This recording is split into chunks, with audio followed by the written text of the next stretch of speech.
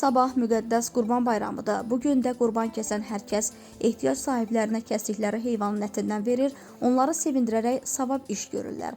Lakin burada maraqlı bir məqam var. Qurban əti müqəddəs olduğu halda ondan alkoqollu içki qəbul edən insanlara vermək olarmı? İlahiyyatçı Heydər Məscidinin Axundu Rüfət Qarayev Lentazı açıqlamasında bildirib ki, alkoqollu içki içən şəxslərə qurban əti verənlər günah qazanmırlar. Hansı ibadət olursa olsun, onu etməmişdən qabaq mahiyyətini anlamaq lazımdır.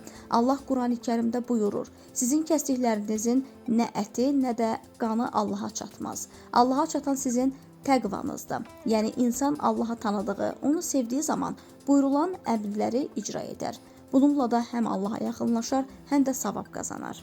İsmail qurbanı 3 hissəyə bölünür. Hissələr yaxın qohumlara, qonşulara, yoxsullara və qurban kəsən insanın özünə çatar. İndi alkoqollu içki içən və ya içməyən insanları seçib fərqləndirmək çətindir. Qurban payı verən insan Allaha yaxınlaşmaq niyyəti ilə bu işi icra edir. Burada günaha qazanan həmin qurban payıyla şərab və digər spirtli içkilər qəbul edən şəxsdir. Bu günah Allahın qəzəbinə də səbəb ola bilər. Qurban əti ehsan edən insanlar yoxsullara, fəqirlərə, ehtiyac sahiblərinə, qohum-əqrabaya verməklə məsuldular. Qurban payı alanlar həmin ətə hörmət, ehtiramla yanaşmalı və almamalıdırlar ki, bu ət Allahın rızasını qazanmaq, həmçinin insanlara yardım etmək üçün verilib.